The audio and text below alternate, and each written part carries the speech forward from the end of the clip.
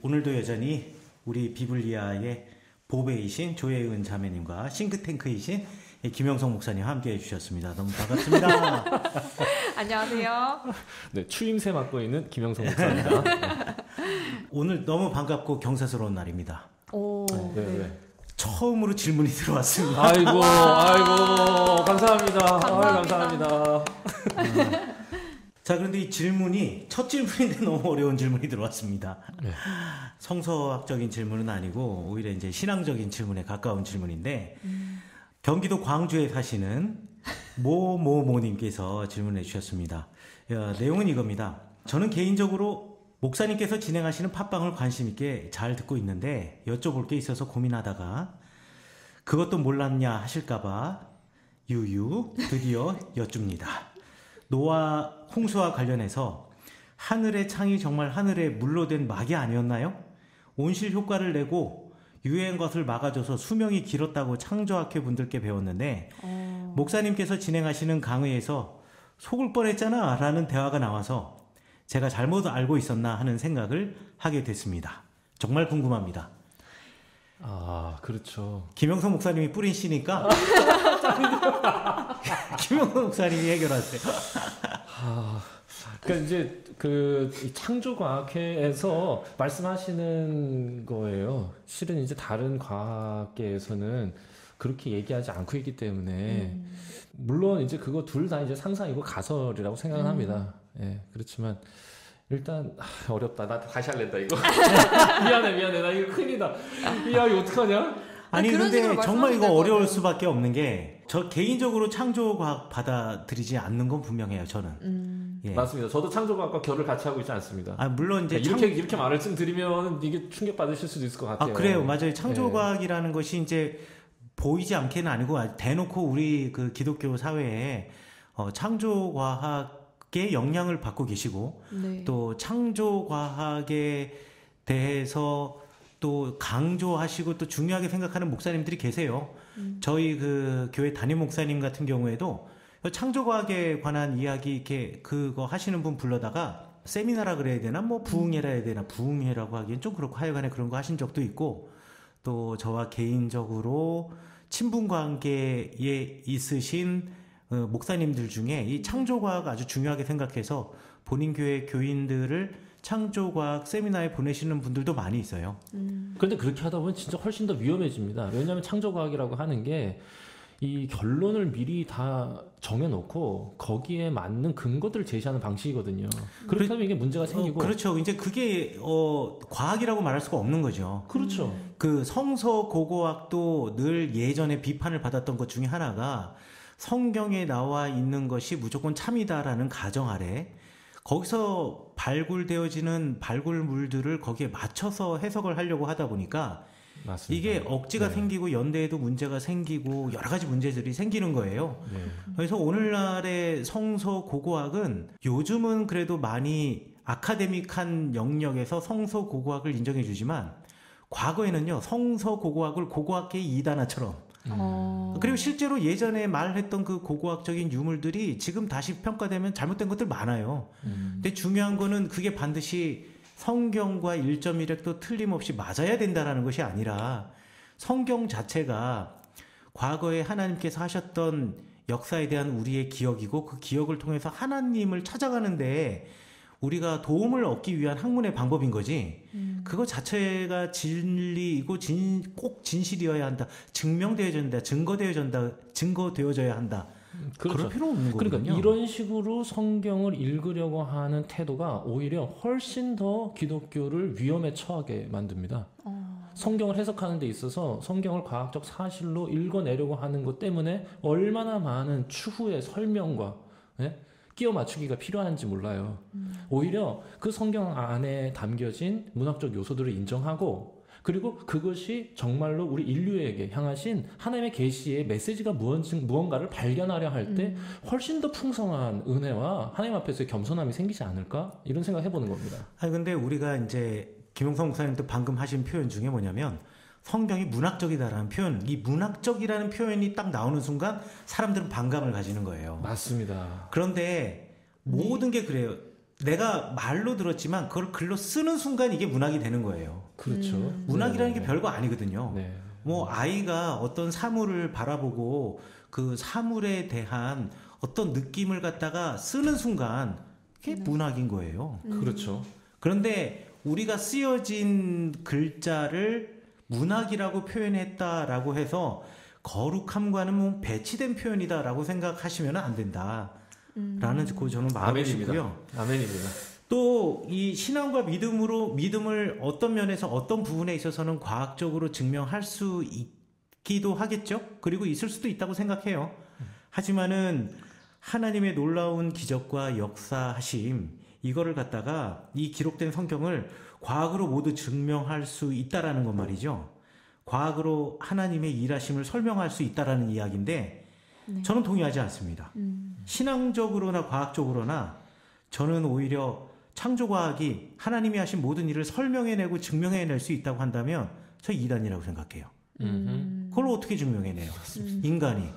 인간의 지식에는 한계가 있는데 그걸로 어떻게 하나님이 하시는 일을 증명해낼 수 있다라고 생각을 하는지, 물론 일정 부분은 가능하다는 것을 인정합니다만 모든 것을 증명해낼 수 있다라는 거 저는 동의하지 않습니다. 네, 여기까지 하면 되지 않을까요? 예, 요 정도. 네, 요 정도 하면 우리 더 자세한 거는 우리 기회가 되면 조만간 창조과학에 대한 어떤 특집 방송 이런 거 한번 좋습니다. 기획을 게스트 해서 한분 특별히 한번 모시고 예. 이런 거 기대되네요. 한번, 만약에 게스트가 여기 올 수 없다면 뭐 이거 간단한 방송 장비인데 갖고 가서 하죠. 좋습니다. 기대가 됩니다. 네. 기대가 네. 됩니다. 그러니까 질문에 대한 대답은 뭐 요 정도로 제가 한다라는 거 좀 양해의 말씀 부탁드리겠습니다. 자, 우리 그러면 이제 본론인 우리 창세기 3장. 창세기 3장 이야기는 뭐 기독교인이거나 유대교인이 아닌 타 종교 사람들도 다 알고 있는 우리 에덴 동산에서 벌어진 이야기. 네, 에덴 동산에서 벌어진 이야기들인데 창세기 3장 한번 시작해 보도록 하겠습니다. 1절입니다. 그런데 뱀은 여호와 하나님이 지으신 들짐승 중 가장 간교하니라. 뱀이 여자에게 물어 이르되 하나님이 참으로 너희에게 동산 모든 나무의 열매를 먹지 말라 하시더냐. 네. 뱀이 말을 하죠. 어떻게 뱀이 말을 할까요? 네, 뱀이 말을 합니다. 사도행전 이전에 최초의 방언의 은사가 그렇게 이해해야 하나요? 뭐 일단은 뭐 또 이거 싫어하는 얘기인데 고대 문학적인 요소를 가지고 있으니 뭐 뱀이 이야기하는 거 뭐 가능하지 않을까요? 그럼요. 뒤에 가면 또 당나귀도 말하잖아요. 그렇죠. 맞아요. 당나귀 성경에도 그렇네, 네, 진짜. 네. 뒤에도 말해요, 뒤에도. 네. 또 동물이 말하는 예가 성경에 또 있나? 예를 들어서 발람의 나귀 이야기 말고 갑자기 확 기억나는 게 없네. 네, 없어요. 일단 예. 그게 너무 충격적이었기 때문에. 말을 잘해요, 지혜롭게. 맞아요. 그렇죠. 맞아요. 헛소리도 아니야. 맞아요. 근데 그 유대인들 중에는요, 과거의 동물들이 다 말할 수 있었다고 생각하고 믿었던 사람들이 있었어요. 오, 그래요? 희년서라는 책이 있는데, 이게 이제 뭐 기원 전 2세기 내지는 3세기 정도에 쓰여졌다라고 생각하는 유대교인들, 그러니까 예수님 당시의 희년서 같은 경우에는 거의 정경, 우리가 가지고 있는 구약 성경과 같은 권위를 갖고 있었던 책이었는데, 거기 보면은 이렇게 써 있어요. 아담과 하와가 에덴 동산으로부터 추방되는 때 모든 짐승들과 가축들 그리고 새들과 같이 걷거나 움직이는 모든 생명들이 서로 말하며 의사소통하는 것이 멈추어졌다. 그러니까 재미난 기록이네요. 그러니까 네, 재미난 기록이. 이 당시 이제 사람들은 우리와 똑같은 질문을 했겠죠. 그렇죠. 도대체 동물들이 어떻게 서로 얘기할 수 있냐. 네. 그리고 뭐 사실 새들끼리 뭐 의사소통의 방법이 있고 벌들끼리 뭐 몸짓을 통한 의사소통의 방법이 있고 강아지도 짖으면서 뭐 위험을 경고하는 네, 의사소통의 나름대로 방법은 있지만 뭐 개가 새가 물고기한테 의사소통할 수 있는 방법은 없잖아요. 그렇죠. 그런데 에덴 동산에서 추방되기 이전까지는 있었다. 희년서에서. 예, 그렇게 희년서에서. 물론 이제 희년서에 기록되는 있지만 이거를 교회에서 주장하면 저는 안 될 거라 생각합니다. 이걸 믿어야 된다. 뭐 이런 식으로 주장하시는 분들이 계시다면 굉장히 위험한 발언이다. 왜냐하면 이것도 당시 그 고대인들의 상상의 그 결과물이거든요. 그러니까 그렇게 상상할 수 있지 않았을까라는 수준에서. 왜 그러세요, 김영성 목사님? 창조과학자들은 증명해낼 수 있습니다. 맞습니다.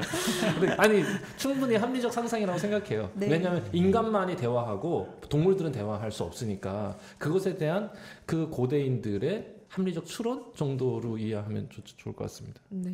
그런데 또 일부 사람들은 이렇게 말하기도 해요. 그때 이제 원래는 뱀이 이야기하지 못하지만 거기 그 말할 때 그때 잠시 그 말하는 능력이 생겼다라는 거예요. 이 능력을 준 존재가 누구냐? 사탄이라는 거죠.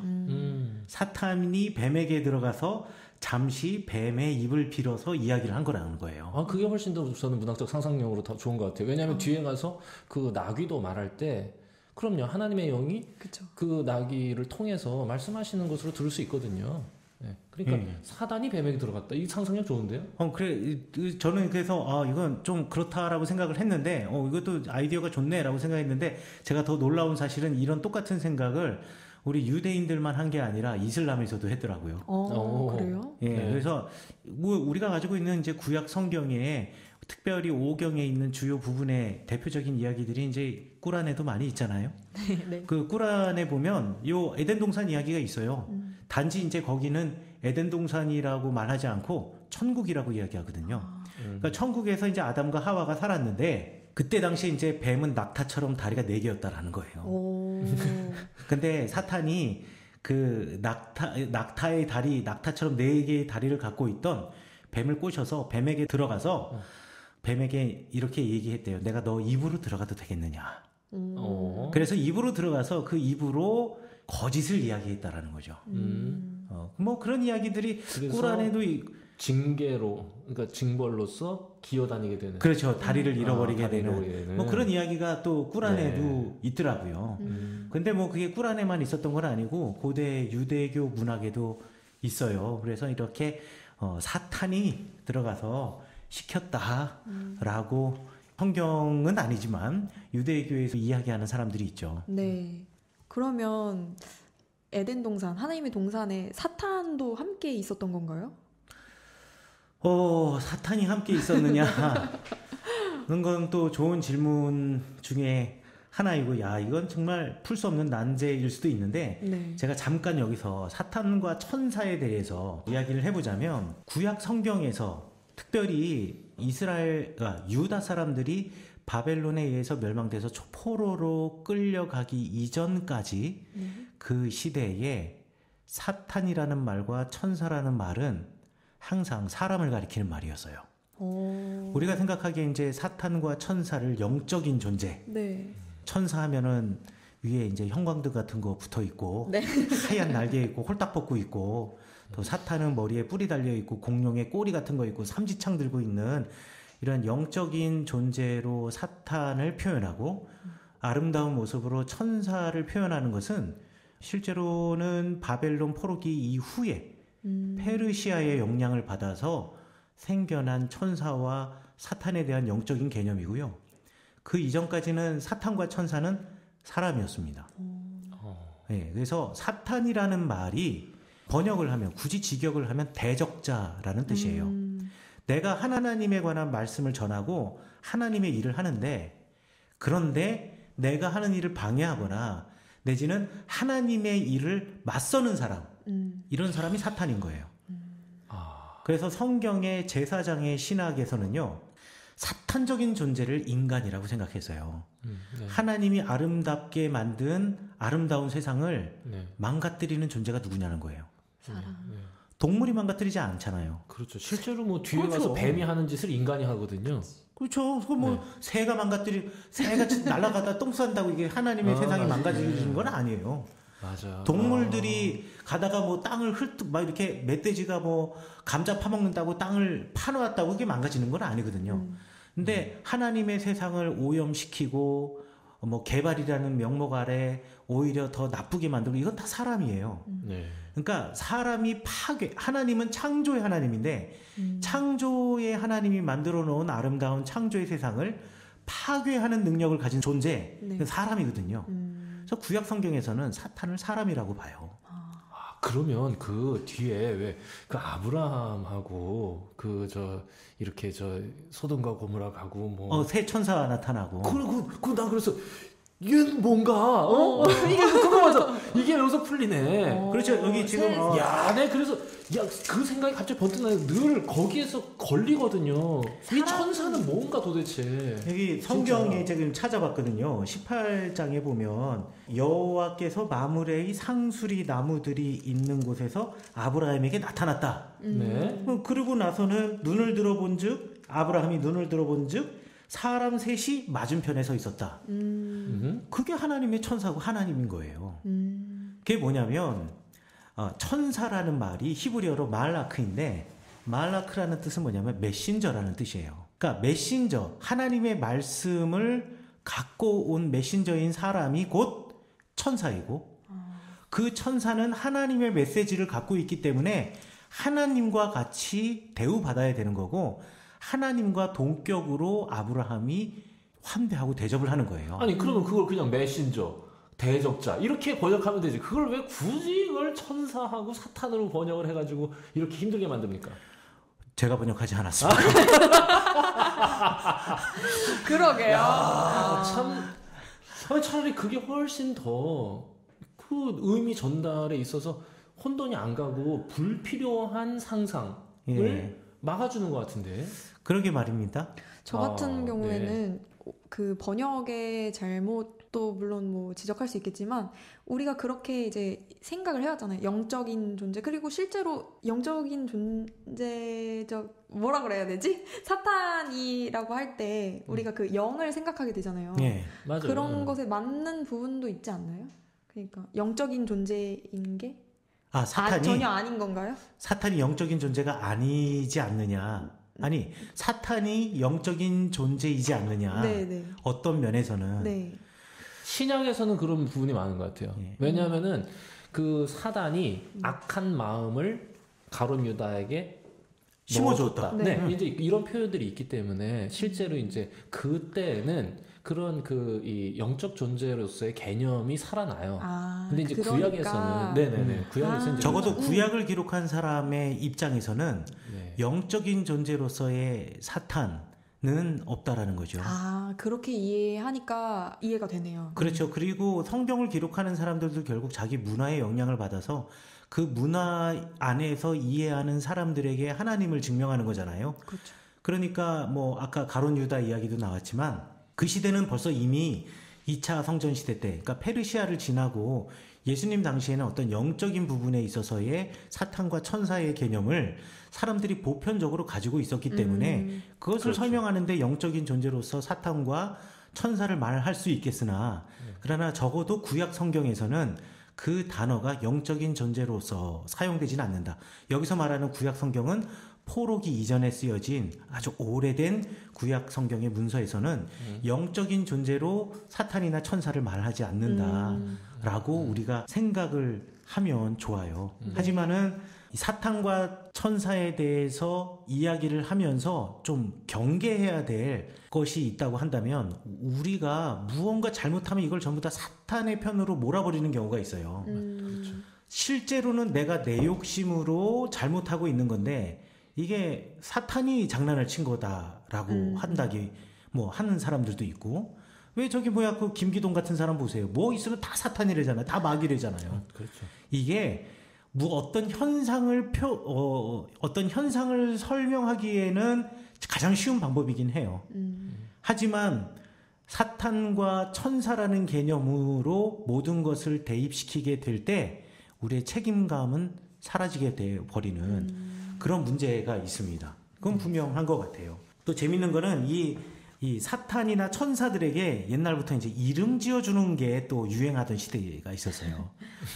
그러니까 예전에는 사탄과 천사는 그냥 사람이었잖아요. 근데 그 페르시아 시대가 지나면서 페르시아의 영향 그리고 헬레니즘의 영향을 받아서 그렇죠. 신들한테 이름을 다 지어주는 그렇죠. 신들에게 신적 존재로 이제 이렇게 뒤바뀌기 이름을 지어줘요.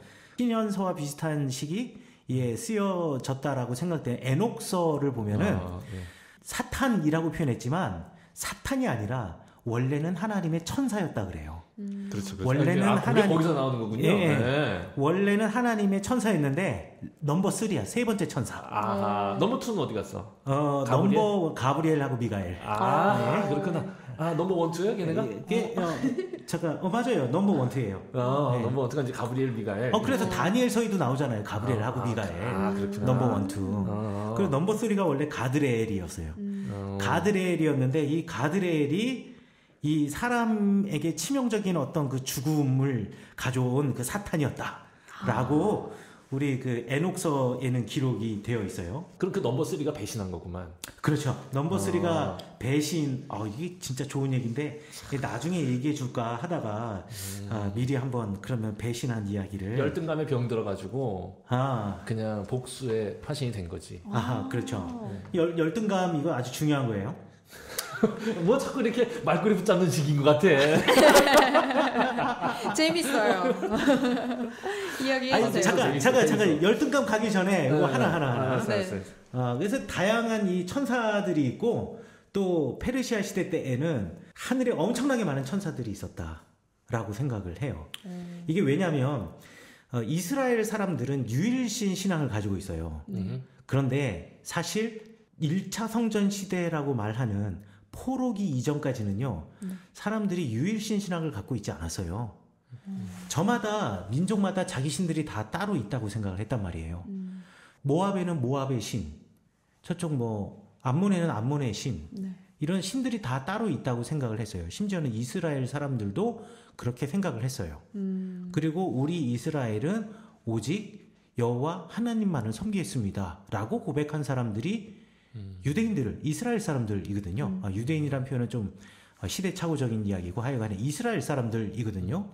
그러니까 원래는 이 고대 이스라엘 사람들에게는 유일신 사상이 아니라 다신론적인 생각을 가지고 있었어요. 하지만 그 중에서 이 세상을 창조하신 유일한 하나님, 그 유일한 하나님이 바로 우리 여호와 하나님이시다. 그리고 다른 신들은 신이라고 말하지만 돌덩이이거나 나무들이거나 실제로 존재하지 않는 것이다 라고 하는 생각들, 이거는요 예레미야 시대 이후에 그러니까 포로기에 들어와서 그러한 생각을 하게 된 거란 말이에요. 이방 문화를 경험하면서 그렇죠. 느끼게 되는 거죠. 그렇죠. 그들이 섬기고 있는 그들의 신들을 보면서. 그렇죠. 근데 자연을 다스리는 고대 서아시아 신들을 이제 알게 된 거죠.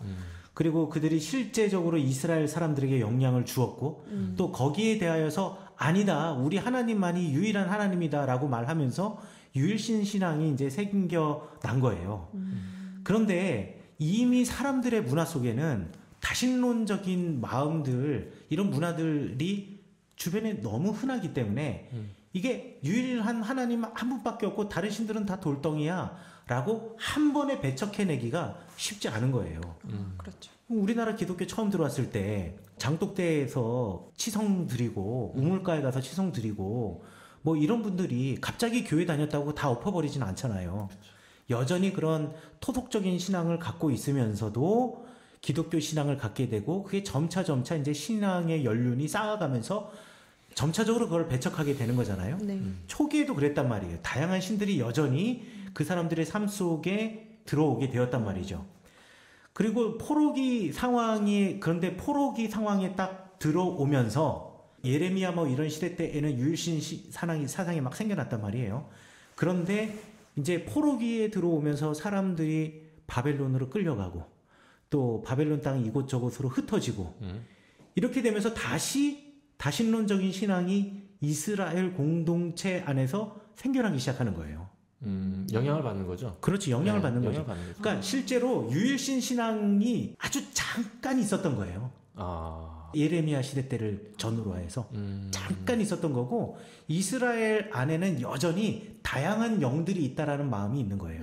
다만 예레미야 이전의 다신론과 예레미야 이후의 다신론의 차이가 있다라고 굳이 이야기한다면 예레미야 이전의 다신론은 그 이방인 사람들이 섬기는 영적인 존재를 신이라고 불렀으나 예레미야 시대 이후의 다신론에서 그 영적인 존재, 하나님 이외의 영적인 존재는 다 천사라고 불렀다는 거예요. 천사나 사탄. 그렇죠. 부른 거죠. 그러니까 천사와 사탄을 영적인 존재로 우리가 생각하기 시작한 거 네. 포로기 이후라고 생각하시면 되는 거예요. 결국에는 그러면 그쪽 문화의 영향으로 생겨난 새로운 개념이라고 이해도 되겠네요. 그렇죠. 맞습니다. 그렇게 말할 수가 있어요. 그래서 그때 포로기 이후에 생겨난 뭐 다니엘서나 이런 것들에는 그렇죠, 천사들이 나오죠. 네, 맞아요. 구약 성서이지만 그거는 뭐 시대적인 상황이 그러니까 어쩔 수가 없는 겁니다. 그리고 천사들의 등장인 그 묵시 문학의 등장과 함께 이 천사들의 등장을 묵시 문학과 함께 또 생각을 해야 되는데요. 네. 묵시 문학의 주제가 고난, 구원, 심판 이런 거잖아요. 종말론의 대부분의 그 주제가 이런 주제들의 기저에 있는 게 뭐냐면 바닥을 깔고 있는 게 뭐냐면 우리가 할 수 있는 일은 더 이상 없다라는 거예요. 이거 안 된다라는 생각. 그들이 처한 현실에서 아무리 발버둥 쳐봐도 되는 것이 없다라는 현실에 대한 탈출구로 이게 전부 다 하늘에서 벌어지는 신들의 전쟁 때문이야. 이게 전부 다 저들 때문이야. 이게 어떤 면에서는요, 책임 회피용이에요. 그러니까 책임 회피용으로 제가 아까도 말씀드렸지만 이런 영적인 존재로 악마나 이런 것들 이야기하는 것, 사탄을 이야기하는 것 가능해요. 하지만 이런 것의 문제는 뭐냐면 책임 회피. 그것 때문에 책임 회피를 할 수 있다는 그렇죠. 거. 본인의 선택이 더 중요한 건데 왜냐하면 우리에겐 자유라는 것이 있는데 자유라는 거하고 항상 쌍으로 나오는 게 선택이잖아요. 네. 예. 그러니까 그 바른 선택과 잘못된 선택 이것은 자유를 가진 주체로서의 내가 책임을 져야 하는 일인데 이거를 자꾸 다른 사람한테 전가시키는 거죠. 그렇죠. 이건 진짜 심각한 문제인 것 같아요. 이건 신앙적으로도 바른 선택을 할 수 있도록 그래서 기도하는 거고 그래서 하나님의 도우심을 구하고 그래서 하나님 앞에서 겸손하게 머무는 것인데 만약에 그걸 그냥 사단의 탓으로 그냥 돌려버린다면 그는 진짜 개인의 책임이 사라지는 거게 되네요. 그래서 제가 천사와 사탄의 관계를 이렇게 외부에 나가서 뭐 이렇게 성경 강의를 한다거나 특강을 한다거나 할 때 늘 강조하는 거는 구약 성경 처음의 신앙을 그 바탕을 두고 천사와 사탄을 이해한다면 우리는 누구나 어떻게 하느냐에 따라 사탄도 될 수 있고 천사도 될 수 있다라는 거. 내가 됩니다. 아멘입니다. 하나님의 말씀을 내가 가지고 가고 그리스도의 복음을 가지고 나가서 전하면 내가 천사인 거고 비록 알고 있으나 그거와는 전혀 다른 삶을 살고 있다면 나는 사탄이 될 수도 있는 거죠. 그러니까 천사와 사탄은 남의 이야기가 아닌 것 같아요. 좋은데요. 네. 묵직합니다. 네, 그러면 저희 2절 이어갈까요? 네네네네. 매 회 빠지지 않고 등장하는 NG 컷입니다. 이번 방송에도 조용히 흐르는 물에 돌멩이가 던져진 NG가 있었습니다. 저희 방송은 무삭제 감독판 방송이기 때문에 그냥 갑니다. 2절 이어가기 전에 또 질문 있었는데 그래요? 뱀이 하나님이 선악과를 먹지 말라고 하는. 그렇네요. 아니 본인이 질문하고 본인이 모르면은 질문 빨리 이 사람이 대답을 할 때 이거 좀 설명이 너무 길고 재미가 없다 이러면 끊어야지. 너무 빠지지 마. 그러니까 이 사람 너무 착해. 그러니까 너무 빠져. 이게 이러면 안 듣다가 돼. 재미가 없는 것 같으면은 바로 끊어야지. 네네네 알겠고요. 다음 질문하겠습니다. 이러고 들어가야지. 제가 막 몰입을 해가지고 뭐 흐름이고 뭐고 지금 네, 그러면 2절 가기 전에 제가 질문을 하나 또 드렸어요. 다시 시작. 우리 예은이 NG 안 나는 그 날까지 이 방송 게스트 붙박이입니다. 네, 제가 질문을 하나 더 드렸는데요. 그렇다면 뱀이 하나님이 그 선악과를 먹지 말라고 하신 것을 어떻게 알고 있을까? 이 부분이 궁금했어요. 이건 뭐 성서적인 답은 없는 것 같아요. 근데 뭐 그냥 상식적으로 생각을 해보면 네. 열매는 사람만 따먹는 게 아니잖아요. 그렇죠. 동물도 먹을 거 아니에요. 그리고 또 뭐 뱀이 말도 하는데 듣기 못하겠어요? 들었으니 말하는 거지. 맞아. 야 그렇네. 야 원인과 결과가 있는 거야. 그럼 다 들었으니까 말하는 거예요. 그러니까 말도 하는데 뭐 듣는 게 뭐가 문제야. 그렇지. 선악과를 먹지 말라. 아니 뭐 뱀도 먹으면 안 되고, 예? 기린도 먹으면 안 되고, 그렇죠? 초식 동물인 뭐 다른 누구도 먹으면 안 돼. 걔네들은 먹어도 되고 우리만 먹지 말라는 얘기는 그건 아닐 것 같다. 상식적으로. 근데 더 중요한 문제는 거기 이제 선과 악을 알게 하는 나무라고 하는 이 존재가 더 궁금한 것 같아요. 아, 선과 악을 알게 하는 나무. 네, 이걸 이제 어떻게 이제 그걸 이해해야 되는지 이게 뭔가. 사과나무잖아요. 그 저기 뭐 스티브 잡스가 이렇게 딱 사과 깨문 게 그게 선악과 그거죠. 나무 저기 맥킨토시의 그 마크, 애플의 마크. 그렇죠. 예, 여기 있잖아요. 애플. 예. 그리고 우리 그 왜 남자들 여기 목젖 이렇게 튀어나오는 거 이거 갖다가 우리 영어로 아담스 애플이라 그러잖아요. 아담이 먹다가 캑 걸려가지고 이렇게 툭 튀어나왔다. 그렇군요. 저는 그러면 왜 이게 목젖이 안 나오는지 모르겠어요. 살을 빼세요. 살을. 근데 뭐 탈무드에서 라비 마이어 같은 사람은 이게 뭐 포도나무다. 뭐 라비 느헤미야 같은 경우에 뭐 무화과 나무다. 라비 유다는 뭐 나무가 아니라 이거 밀이다, 밀. 그 다음에 창세기. 그게, 아니, 이게 무슨 열매고 뭔 상관이 있어요. 참, 사람들 참 그 상상력 참 재밌어. 아, 그래도 물어보면 대답해야 되거든요. 그럼요. 궁금해요. 아니, 라비들은 하이 기발해가지고 하여튼 물어보면 다 대답해요. 모르는 게 없어요. 다 또 일리 있게 대답하겠죠? 그렇죠. 이게 왜 무화과인지, 이게 왜 밀인지. 그렇지. 그 참 신기한 분들이다. 그때 당시 이 사람들 오셨으면 신천지야. 그러니까. 네. 근데 저는 이게 선과 악을 알게 하는 나무가 쌍을 이룬다고 생각했거든요. 생명나무하고 선과 악을 알게 하는 나무. 이게 이제 어떤 뭔가 상징적인 하나님께서 특별하게 언급하신 나무잖아요. 그쵸. 동산 중앙에 있는 생명나무와 선악을 알게 하는 나무. 그런데 이걸 먹으면 죽으니까 생명과 죽음이 동산 중앙에 있는 어떤 상징적 문학적 장치가 아닌가? 뭐 이런 생각도 해봤어요.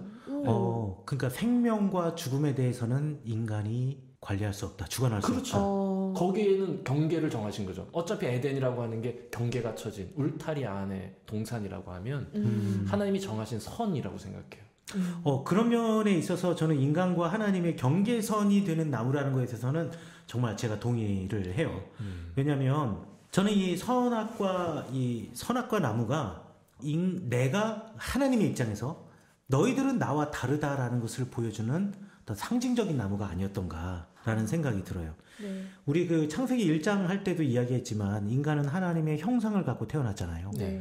그리고 하나님이 말하는 그 형상이라는 것을 유대인들, 랍비들은 뭐라고 얘기한다라고 했냐면 인간이 하나님처럼 창조의 능력을 가지고 있다. 그게 하나님의 형상이다. 네. 그래서 하나님은 온 세계를 창조하신 창조주이시고 인간은 하나님이 창조하신 세계, 그 물질을 가지고 또 새로운 것을 창조해내는 능력을 가진 사람들이다. 라는 것이 바로 그 하나님의 형상이라고 제가 말씀을 또 설명을 드린 적이 있었는데 네. 하나님처럼 창조의 능력을 가지고 있기 때문에 인간은 스스로 하나님이라고 착각할 수 있단 말이에요. 나도 하나님과 같다. 왜? 그렇죠. 하나님도 만들었지 않냐. 그러면 나도 이 세상을 만들 수 있다라는 착각할 수 있지 않겠어요? 대부분의 사람들은 다 그렇게 했죠. 하지만은 그럼에도 불구하고 내가 동산 한가운데 있는 그 먹지 못하는 나무를 딱 보는 순간 인식하는 거죠. 인식을 해야 하는 거죠. 나 자신에게 주어진 지성의 자유를 가지고 선택해야 되죠. 인식하는 걸. 다르다라고 하는 거. 그렇죠. 그러니까 나는 하나님과 다르구나. 하나님은 그냥 무엇이든지 다 하실 수 있는 분이고 나는 그 하나님의 창조 세계 안에서 역할을 가지고 있는데 내가 착각하면 안 되겠구나 라는 것을 보여주는 나무다라고 저는 생각을 해요. 그렇군요. 그래서 어떤 분은 책에서 읽었던 기억이 나는데요. 하나님께서 인간에게 지혜를 주셨다는 거예요. 두 가지 지혜. 하나는 이름을 짓게 하는 지혜. 그러니까 그건 뭐냐면 피조물의 차이를 인식하고 그 피조물들에게 가장 어울리는 이름을 지어주는 그런 이제 지혜가 있었던 거죠. 그리고 또 하나의 지혜가 있었는데 그건 선악과 앞에서 하지 말아야 할 것을 깨닫는 나에게 제한된 영역이 있음을 돌아보는 지혜. 그런데 그가 잘못한 것, 그 지혜를 스스로 유기한 것이다.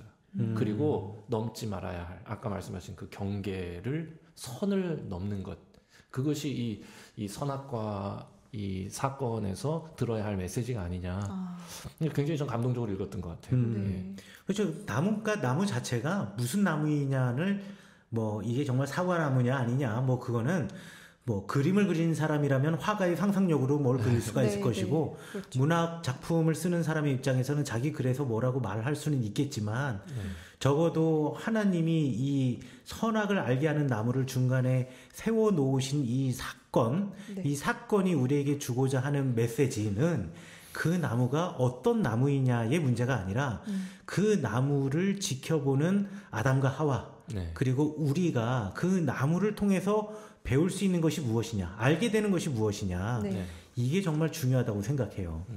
그래서 너무 이 나무를 가지고 너무 상징적인 비유만 가지고 뭐 어떤 거는 사실 나무를 갖다가 상징적인 비유를 갖다가 뭐 표현할 수 있겠죠. 뭐 네. 예를 들자면 저기 어디야 기드온의 아들 아비멜렉 이야기 보면 그 요담이 살아남아서 아비멜렉이 세겜 사람들과 군중에 있을 때 그 네 가지 나무의 비유 하잖아요. 네. 네, 뭐 올리브 나무의 비유, 또 포도나무, 무화과 나무, 또 가시나무 이런 거 할 때 그 비유는 분명히 의미를 가지고 있어요. 상징성을 가지고 있어요. 네. 그래서 그 나무를 통하여서 과거의 그 사사들을 떠올리게 하고 그 사사들 왕이 되지 않았지 않느냐. 그런데 왜 가시나무와 같은 너가 왕이 되려고 하느냐라는 것을 이야기하는 것은 어떤 비유의 상징성이 있지만 이 이야기 속에서는 상징성을 갖고 그 상징성이 이 나무가 어떤 나무냐라는 상징성이 아니라 네. 그 나무를 보면서 갖게 되는 우리의 생각 이거를 말하려고 하는 게 아니었던가 경계선. 싶어요. 네. 예. 2절과 잠깐만 우리 지금 예은자매가 지금 지금 못 우리 따라가고 예은자매가 있는 지금 너무 빠져 지금. 자 이거 제가 지금 다 타이밍이야. 여기서 지금 0.1초 지금 인터벌 있으면 안 되는데.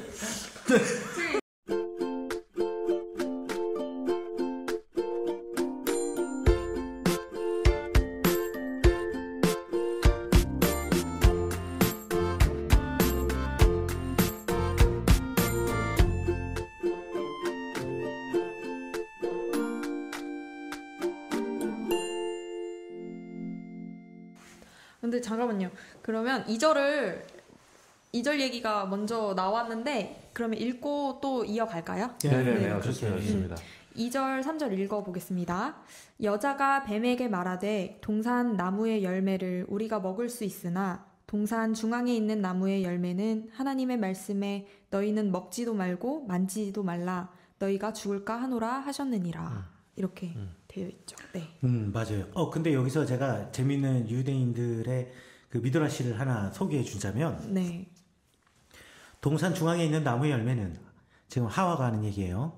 하나님의 말씀에 너희는 먹지도 말고 만지지도 말라.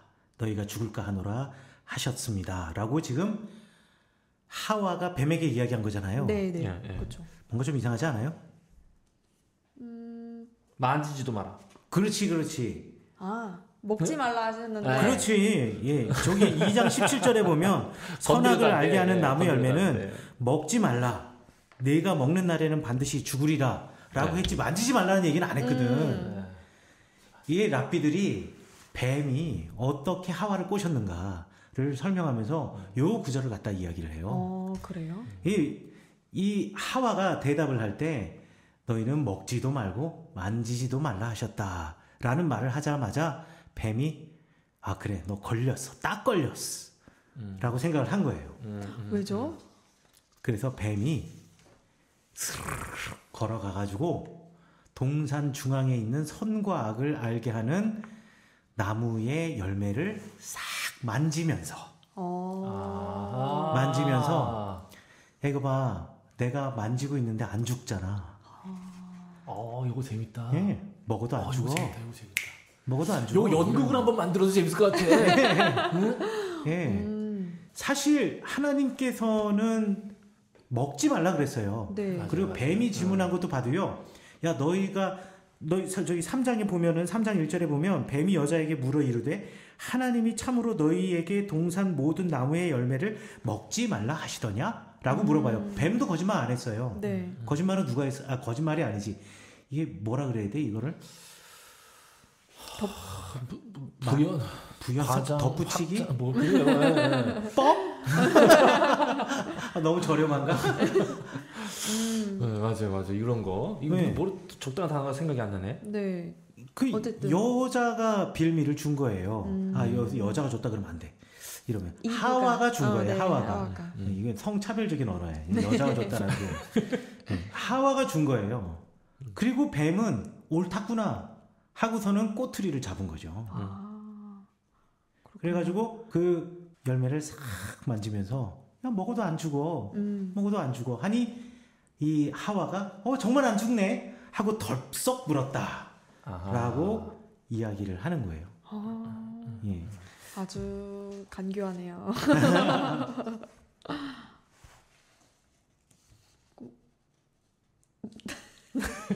이거 왜 이래 오늘? 오늘 왜 이래? 아니, 이거 되게- 너무 많이 할 것 같은데 오늘? 물결표 오늘은 이상한 날이네요. 서로 간의 타이밍과 합에 뭔가 문제가 있네요. 다들 피곤해서 그런가 봅니다. 쉬었다 가야겠습니다. 다음 회에 계속됩니다. 정말 죄송합니다. 이게 모두 저희들의 불찰입니다. 뭐 좀 먹고 해야겠습니다. 비타민이라도 흠뻑 쏟아 부어야겠습니다. 네, 안녕하세요. 비블리아의 이익상입니다. 이익상에게 성경 배우는 김영석입니다. 대타로 투입된 이지훈입니다. 여기도 보시면은 나시린 교리가 나와 있어요. 이 여인이 그 남자 신경 쓰지 마라. 이런 언제나 다 볼 수 있는 그런 한조 이런 같은 자기 반성은 매우 훌륭한 거 아닙니까?